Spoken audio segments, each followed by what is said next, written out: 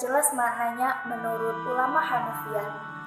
Yang dimaksud dengan jelas maknanya adalah lafaz yang menunjukkan maknanya dengan bentuknya atau sigotnya itu sendiri, tanpa adanya bantuan dari sesuatu yang lain. Yang pertama adalah zahir, yaitu lafaz yang memiliki makna jelas dengan sendirinya. Makna ini dapat diketahui dengan hanya melihat ataupun mendengar. Namun, makna ini adalah makna yang tidak diinginkan oleh syar'i, dan ia masih menerima ta'wil ataupun nas. Untuk mengetahui makna ini diinginkan oleh syar'i, maka perlu diketahui terlebih dahulu tentang susunan kalimatnya, asbab nuzulnya, dan sejarahnya. Contohnya adalah di dalam Quran surah An-Nisa ayat 3. Wa in khiftum alla tuqsitu fil yatama faqihu ma qabalakum minan nisa'i masna wa thulatha wa ruba'.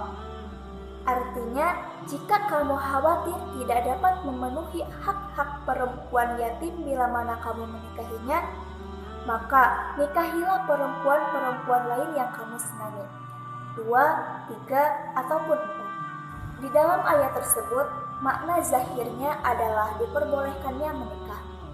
Yang kedua adalah nas, yaitu lafaz yang memiliki makna yang jelas dengan sendirinya. Makna ini merupakan makna yang diinginkan oleh susunan kalimat, masih menerima ta'wil dan masih menerima nasah. Sebagai contohnya adalah di dalam Quran surah An-Nisa ayat 3. Di dalamnya mengandung makna nas atau makna yang diinginkan, yakni mengenai pembatasan poligami.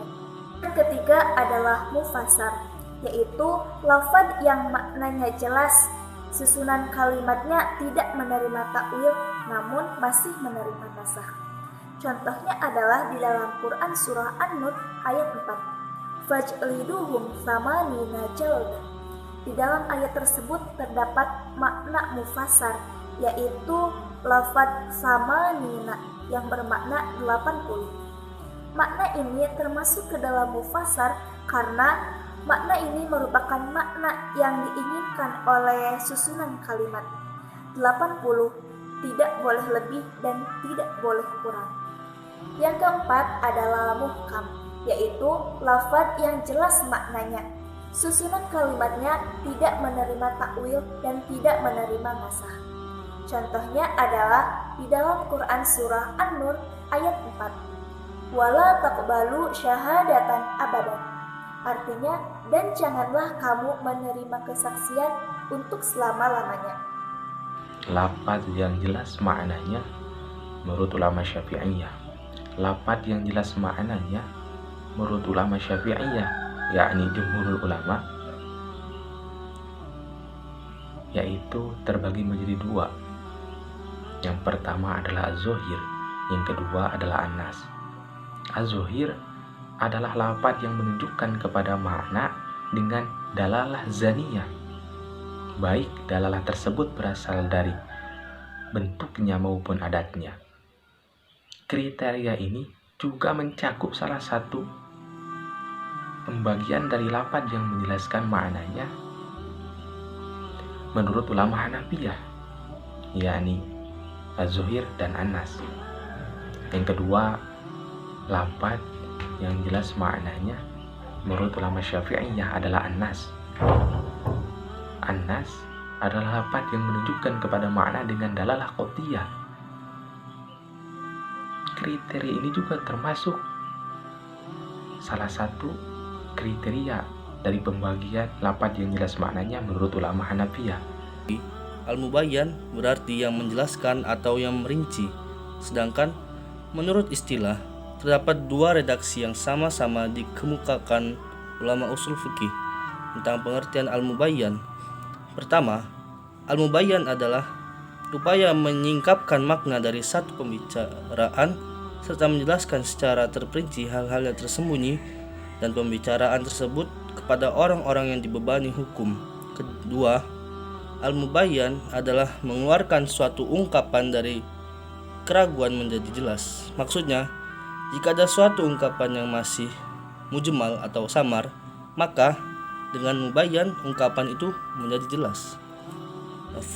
Al-mubayyan sendiri memiliki 3 macam fungsi. Yang pertama yaitu menjelaskan isi Al-Quran antara lain dan merinci ayat-ayat global, misalnya hadis fi'liyah Rasulullah yang menjelaskan cara melakukan sholat. Dan yang kedua, membuat aturan tambahan yang bersifat teknis atas sesuatu kewajiban yang disebutkan pokok-pokoknya dalam Al-Quran. Yang ketiga yaitu menetapkan hukum yang belum disinggung dalam Al-Quran.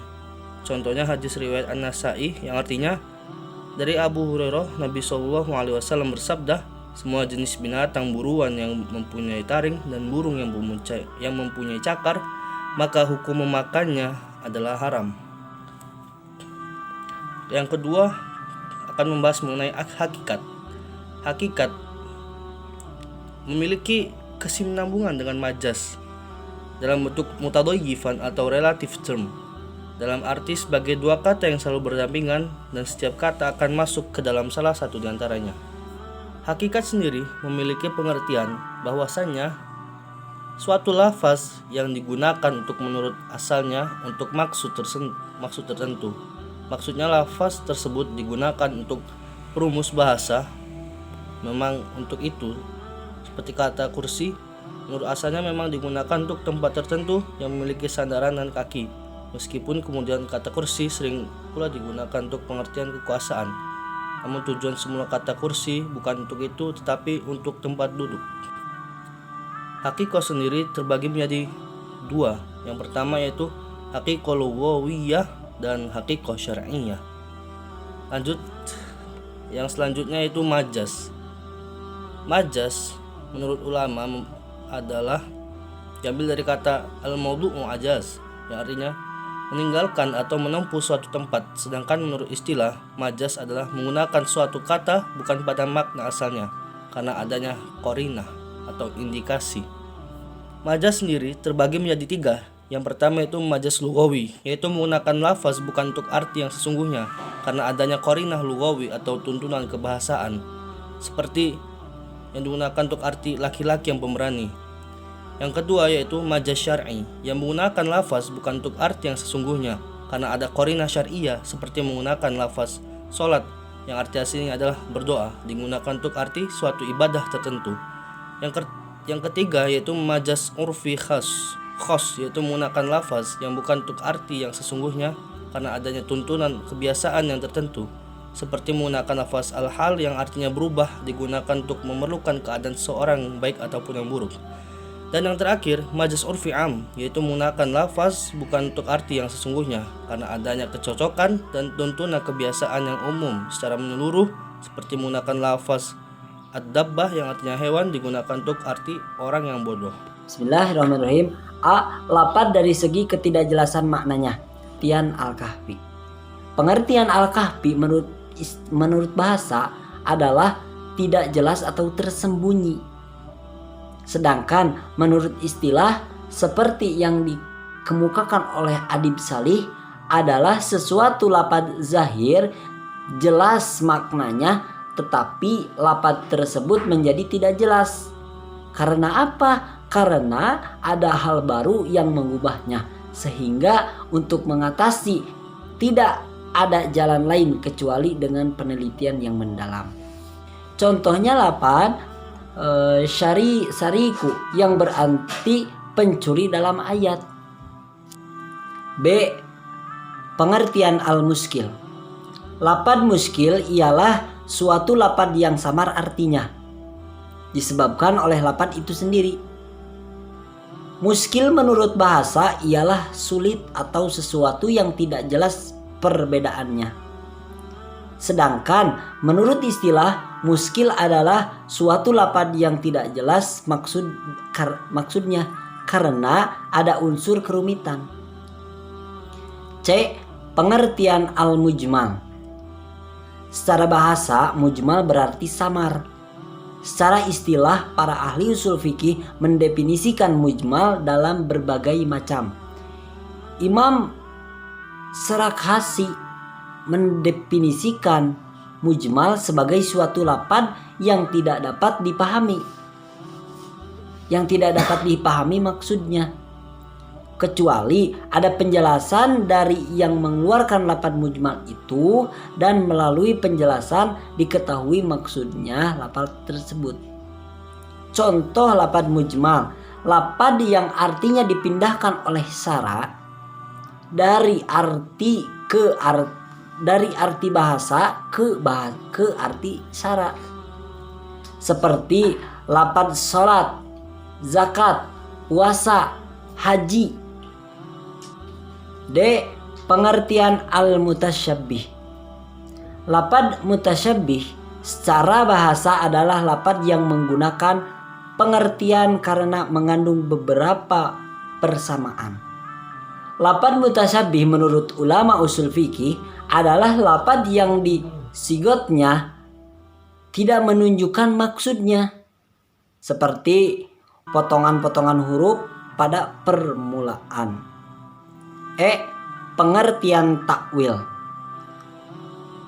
Pentawilan adalah bahwasanya Allah Subhanahu wa taala bersama setiap orang yang saling berbicara secara rahasia dan mengetahuinya dan pengawasannya, demikian seterusnya.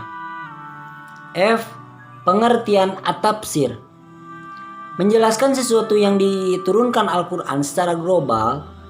Misalnya Al-Quran menetapkan kewajiban sholat, akan tetapi tidak dijelaskan bagaimana tata cara sholat tersebut. Maka kemudian Rasulullah Shallallahu Alaihi Wasallam lewat hadisnya yang menjelaskan tata cara sholat dimaksud. Demikian pula perintah-perintah lainnya yang tidak dijelaskan cara mengerjakannya dalam Al-Quran.